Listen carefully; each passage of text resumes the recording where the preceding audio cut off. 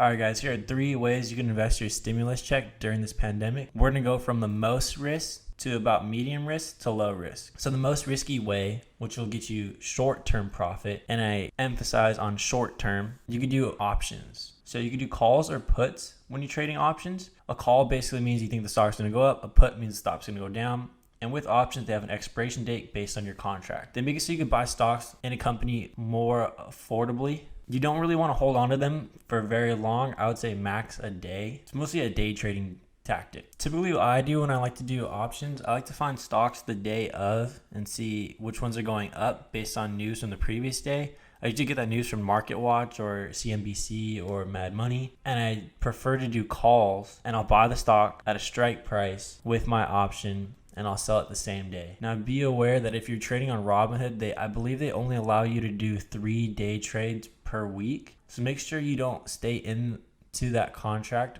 by going over your amount of trades and being locked into that contract and having to swing it. Next, what you could do is you could swing trade. This basically means you hold on to a stock for a period of time, usually about a week or so. Some people do monthly, still considered swing trading. And basically you just buy the stock or short, preferably buying it between its support line, its bottom support line, until its breakthrough point line, and you just swing the stock. So I've been doing this a lot with airline stocks because right now I feel like they're the most volatile, and you can go through and look at the patterns and make your decisions there. This is good because it's not as much risk as options. You can't really lose all your money in one go. It's still theoretically possible you can, but generally it won't happen, since you'll be trading mostly blue chip airline stocks. And finally, what you do is buy and hold long term. I prefer this method because in every economic downturn that we've had, stocks always seem to roll back. And then make sure you can get stocks that can recover from this. A lot of the blue chip mainstream stocks will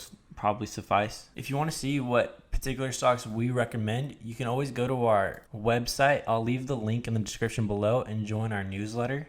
We post 3 new best buys every single month on the 1st. Remember to like, comment, subscribe for more future content. Thanks for watching.